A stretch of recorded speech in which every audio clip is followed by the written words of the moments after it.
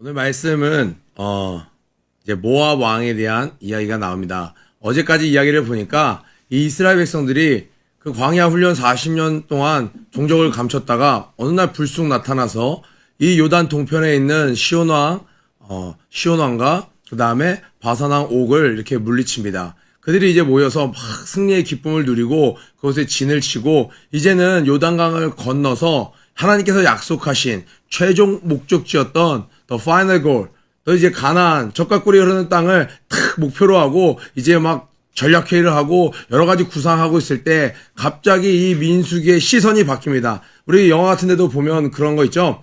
탁 한편 어디에서는 탁 하면서 비슷한 시간대에 무슨 일이 이루어졌는지를 이렇게 비춰줄 때가 있어요. 오늘 이 성경 본문은 마치 그러한 시선 처리처럼 그때 당시에 비슷한 동시간대에 모압 땅에서는 그들이 승리했을 때, 이스라엘군이 승리했을 때 모압 땅에서는 어떤 일이 벌어졌는지 그것을 이렇게 같이 이야기를 나눠줍니다. 1절부터 4절에 봤더니 이 모압 왕 발락이 너무 놀라는 거예요.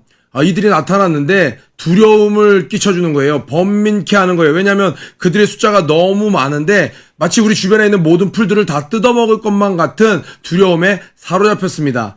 이 본문은 이스라엘에 대한 객관적인 시선, 3자의 입장으로 바라본 이스라엘에 대한 첫 번째 서술이었습니다. 40년 만에 나타난 그들은 더 이상 어중이 떠중이가 아니고 노예 근성으로 가득 차 있었던 그런 자들이 아니었습니다. 이들은 주변에 있었던 이미 털을 잡고 그 군세를 다지고 모든 것이 안정적으로 자리를 잡은 그런 왕들을 두렵게 하는 자들이었습니다. 우리가 가끔 이런 고민을 하게 됩니다. 내 인생이, 나의 이 신앙생활이 훈련만 하다가 끝나면 어떡하지? 이거 훈련인 건 알았어요. 그런데 끝이 언제인지 모르는 거예요. 1년, 2년 가다 보니까 이 훈련이 언제 끝날지 모르는. 그런데 중요한 것은 우리의 시작만 하나님께 있는 것이 아니라 우리의 끝도 하나님께 있다라는 거예요. 나는 알파와 오메가요. 너의 끝도 내 손에 있어. 시작은 다 했지만 끝은 각자 알아서 해. 통과하는 자만 내가 살려주는 거야가 아니죠. 통과케 하시는 것도 이스라엘 백성들이 뛰어나서 잘나서 이들이 이 시험을 다 통과하고 딱 전쟁터에 나타난 것이 아니죠. 시험을 통과케 하신 것도 하나님의 은혜였습니다. 아멘. 그렇기 때문에 우리의 이 훈련, 이 동행하시는 분도 주님이시고 이 훈련을 끝나게 하시는 분도 주님이십니다. 우리는 그것을 믿고 앞으로 향해 달려가는 것입니다. 그런데 이 모압 왕이 딱 이스라엘 백성들을 봤어요. 그랬더니 이들이 전쟁을 엄청 잘하는 것도 아니었어요. 뭐 현대적인 무기를 가진 것도 아니었어요. 뭘까? 저들의 유별남은 도대체 무엇일까? 뭔가 눈에 보이는 것이 아니라 더 높은 차원의 것이 있구나라는 것을 직감했습니다. 여기까지 너무나도 훌륭한 분석이었어요. 저들은 자기들이 말하는 그 여호와 하나님으로부터 그 모든 능력을, 보호하심을 다 공급받는구나. 거기까지 알았으면 건들면 안 되는 것이었어요. 그런데 이 발락이 자기 고향에 있었던 부올의 아들 발람을 떠올립니다. 어떤 점쟁이 수준이 아니에요. 실제로 하나님을 아는 자였습니다. 좀 놀랍지 않나요? 굉장히 신기한 인물이죠. 신비로운 인물이에요. 그리고 또 이 발람이 하나님께 기도를 하면 귀신이 와서 막 속삭이면서 하나님인 척 이야기하는 게 아니라 오늘 말씀에 9절에 봤더니 하나님이 발람에게 임하여, 이 발람이 들은 하나님의 음성은 가짜 하나님의 음성이 아니었어요. 진짜 여호와 하나님이 발람에게 진짜 이야기를 해주시는 거예요. 언제요? 발람이 기도할 때. 이 발락이 그가 생각나서 사신을 보냅니다. 장로들을 보내요. 그래서 이렇게 얘기합니다. 우리보다 강하니 청하건대 와서 나를 위하여 이 백성을 저주하라. 내가 혹 그들을 쳐서 이겨 이 땅에서 몰아내리라. 그대가 복을 비는 자는 복을 받고 저주하는 자는 저주를 받을 줄을 내가 알미니라. 이건 높여주려고 하는 게 아니라 진짜로 발람이 복을 비는 자들은 다 복을 받는 거예요. 발람이 저주를 하는 자는 저주를 받는 거였어요. 이것이 너무나도 신비로운 일이죠. 그런데 이게 딱 생각이 나는 거예요. 저들이 말도 안 되는 승리를 거둬냈던 것처럼 이거는 뭔가 영적인 것이 있다. 그래서 거기에 동일하게 대응을 합니다. 저주를 하려고 해요. 자, 그래서 7절에 모압 장로들과 미디안 장로들이 손에 복채, 저는 참 성경에 복채라는 단어가 나올 줄이야.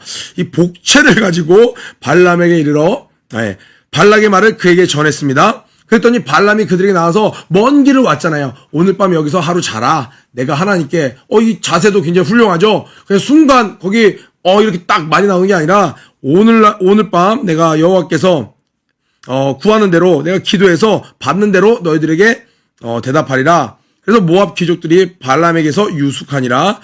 9절이 하나님이 발람에게 임하여 말씀하시되 하나님이 이제 대화를 시도하는 거죠. 마치 모세와 대화했던 것처럼 이 발람 굉장한 인물입니다. 너와 함께 하는 자들 지금 누구니? 이렇게 물어보는 거예요. 하나님께서. 너와 함께 있는 사람들이 이 사람들이 누구냐? 발람이 하나님께 아뢰되 너무 놀랐어. 기도했더니 하나님이 나타나서 아이고 깜짝이야 이러지 않았어요. 늘 하나님과 대화를 했던 자예요. 굉장히 충격적이죠, 이 발람. 우리는 나귀 말도 못 듣는 그런 발람 정도로 생각했는데 맴매 발람인 줄 알았는데 이 발람이 굉장히 신령했습니다. 하나님께 아뢰되 모압 왕 십볼의 아들 발락이 내게 보낸 자들입니다. 그들이 말하기를 애굽에서 나온 민족이 지면에 덮였으니 그 많은 민족이 나왔다라는 거예요. 이제 와서 나를 위하여 그들을 저주하라. 내가 혹 그들을 쳐서 몰아낼 수 있으리라 하나이다. 그들을 좀 저주해달라고 합니다. 그러면 그들이 전쟁에서 이길 수 있다고 합니다. 하나님이 발람에게 이르시되 너는 그들과 함께 가지도 말고 그 백성을 저주하지도 말라. 다 같이 읽겠습니다. 시작. 그들은 복을 받은 자들이니라. 아멘. 이스라엘 백성은 그 광야에서 갈아입어보지 못한 옷들로 인해서 그들은 어떻게 외모를 가꿔보지 못해서 굉장히 낙후된 문화를 지닌 것처럼 보입니다. 그런데 하나님께서 이방 사람들에게 지금 그들에 대한 정체성을 이야기해주고 계세요. 우리가 훈련받고 있을 때는요, 굉장히 만물의 찢기 같은 모습일 때가 있어요. 학교에서 왕따를 당하는 것 같을 때가 있어요. 정말 물질적으로 어려운 것 같을 때가 있고 관계적인 어려움을 겪을 때가 있어요. 그런데 하나님께서 정작 나는 홀로 된 것 같고 어렵고 이 사막에서 잊혀진 자 같고 늘 목이 마르고 늘 배가 고프고 생계조차도 완전히 해결하지 못하면서 힘들게 있는 것 같은데 하나님의 도우심으로 간간히 살아가고 있는 것 같은데 외부 그 유명한 자들, 왕이라는 사람들, 유력한 자들, 장로들이라는 자들에게 하나님은 뭐라고 얘기하시냐? 저들을 건들지 말아라. 저들은 복을 받은 자다. 저들은 내가 택해서 복을 준 자들이다. 오늘 1절부터 4절에 보이는 그 발락의 이스라엘 백성을 향한 자기의 고백은 객관적인 서술이었습니다. 그런데 오늘 지금 이 나오는 말씀은요, 어떤 거예요? 하나님께서 바라보시는 진짜 이스라엘의 참 가치를 이방인들에게 첫 이야기하시는 겁니다. 저들은 나의 복을 받은 자다. 아멘. 우리의 정체성은요, 하나님의 복을 받은 자입니다. 그러니 우리가 얼마나 감사해야 되겠습니까? 이 아침에 하나님이 발람에게 이야기를 하셨습니다. 발람이 아침에 일어나서 훌륭하죠, 발람. 하나님 말씀하시니까 딱 더 이야기하지 않아요. 그 귀족들에게 이야기합니다. 너희는 너희 땅으로 돌아가라. 여호와께서 내가 너희와 함께 가기를 허락하지 아니하시느니라. 여기까지로 끝났으면요, 발람은 얼마나 존귀케 되었을까요? 하나님의 말씀을 듣고 그들을 저주해달라. 지금도 누구 친구가 나를 욕했다는 이야기만 들어도 우리 마음이 상하잖아요. 사람의 말에 권세가 있거든요. 그래서 누가 대놓고 내 앞에서 막 저주를 쏟아내면 아닌 것 같아도 그게 막 계속 귀에 남아있어요. 그날 조금 안 좋은 일만 생기면 그 저주 때문에 그러나? 그런데 사람의 말에 힘이 있잖아요. 그런데 누군가가 제 인스타에 들어와서 누가 페이스북에 나타나서 익명으로 막 내 이름을 거론하면서 나를 막 저주하는 글을 이만큼 남겨놨다 해보세요. 그럼 마음이 어때요? 연예인들 이거 못 이기고 자살까지 하잖아요.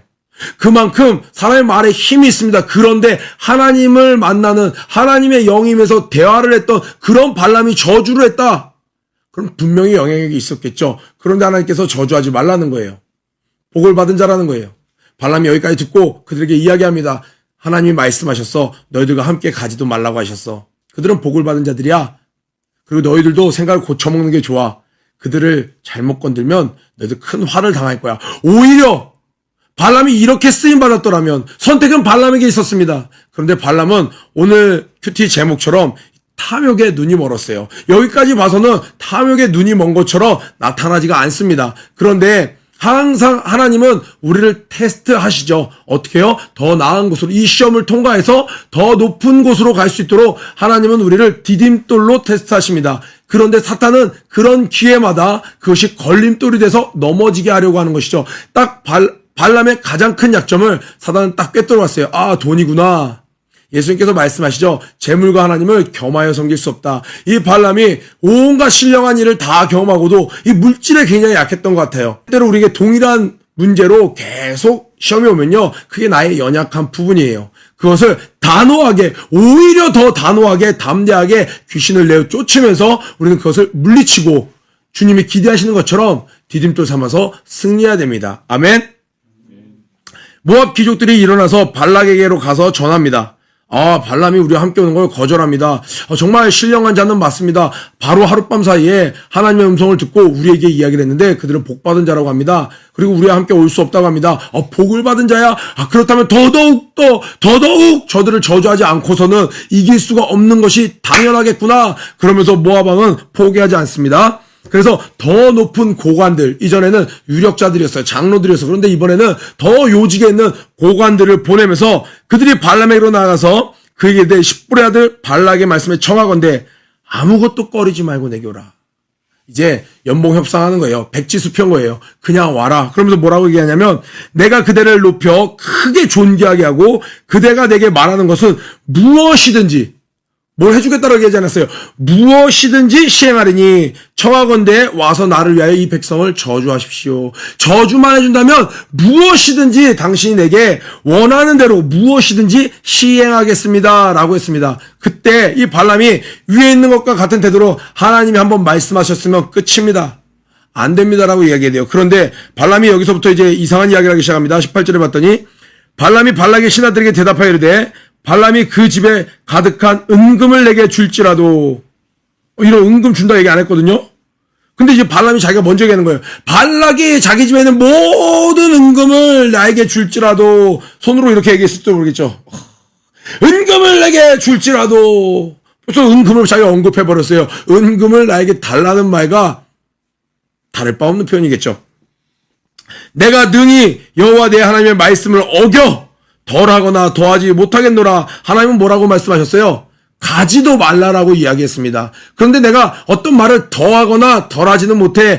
이 돈은 받고 싶어요. 그러니까 갈 수는 있다라는 얘기예요. 지금 가겠다는 얘기를 돌려서 이야기하고 있는 거예요. 왜? 가긴 가겠지만 어떤 걸 더하거나 덜하지는 못해.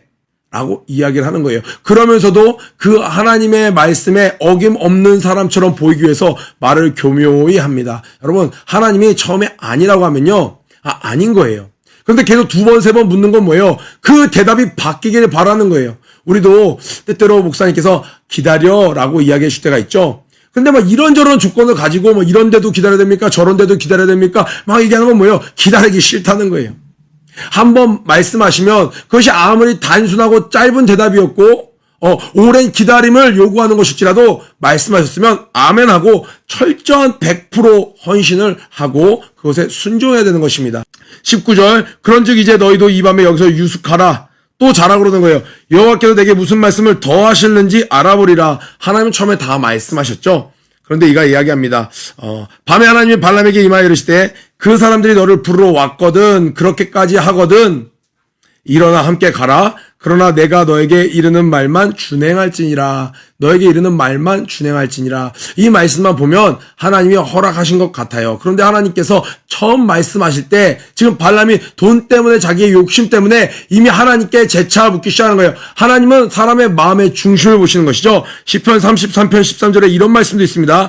여호와께서 하늘에서 감찰하사 모든 인생을 보심이며 우리의 마음에 그 모든 생각과 뜻을 다 알고 계시는 거예요. 이 물어보는 것이 하나님께 그 기도원처럼 하나님 뜻에 순종하기를 원해요. 하나님 뜻대로 정말 나아가서 담대히 싸우기를 원해요. 하나님의 그 천사가 와서 일어나 큰 용사여 일어나라 했던 그 말씀처럼 나아가서 진격해서 빛을 발하기를 원해요. 그런데 너무 두려워요. 그래서 하나님의 말씀을 다시 확인받고 싶어요. 그때 하나님이 너 내가 하나님 말 못 믿었구나 하지 않으셨죠. 하나님은 다시 확인시켜 주십니다. 하나님은 친절하신 하나님이 인자가 많으신 분이에요. 그런데 이 발람의 속마음은 하나님 뜻대로 정말 안 가기 위해서 하나님 저 돈 필요 없어요. 저 정말 안 갈 거예요. 근데 저들이 와서 눈물로 기도하네요. 저들도 제가 볼 땐 착해 보이는데요. 그래 하나님 한 번 더 여쭤볼게요. 정말 가는 것이 하나님 뜻이 아닙니까? 이렇게 여쭤봤다면 맞다. 그들은 내가 복을 내린 자다. 저들은 연기하는 것이다. 뭐 하나님이 알려주실 수도 있었겠죠. 그러나 발람의 본 뜻은 탐심에 눈이 멀었어요. 하나님께서는 그들의 소견대로 옳은 대로 가게 내버려 두시는 겁니다. 오늘 이 큐티 본문 말씀에 발람이라는 너무나도 그때 당시에 실제적 스펙 자체로는 이 세상 누구도 감히 범접할 수 없는 영역의 인간인데 하나님께 기도를 하고 하나님의 음성을 듣는 그 발람이었어요. 그런데 이가 정말 이스라엘 백성, 하나님의 축복받은 자, 그들을 정말 잘 서포트해서 하나님께 오히려 기억된 바 되는 훌륭한 인물이 될 수 있었음에도 불구하고 돈 때문에 추락하는 인생이 됩니다. 이제 동물의 말, 나귀 새끼 만도 못한 그러한 인생으로 전락해 가는 과정이 이제 시작됩니다. 오늘 우리의 본심은 무엇입니까? 오늘날 우리의 본심은 무엇입니까? 우리가 하나님께 기도를 이렇게 매일 합니다. 그렇게 하나님께 계속 기도할 때 우리의 본심은 무엇입니까? 나의 욕심입니까? 의심입니까? 아니면 하나님이 다시 말씀해 주시는 것으로 인한 확신입니까? 더 강한 믿음을 달라고, 하나님 주신 약속은 너무나도 귀한데 내게 믿음이 없네요. 그럼 구하라. 주님 내게 믿음 더하여 주시옵소서. 믿음 더하여 주시옵소서 하는 기도입니까? 우리의 기도가 발람의 기도인지 기도원의 기도인지 한번 점검해보는 하루 되길 축복합니다. 구호외치고 마치겠습니다. 고 준비 런 앤 플레이 시작. 이때 정말 그리스도의 품으로 가자. 알수 하면 해 주는 분 사랑합니다. 승리하세요.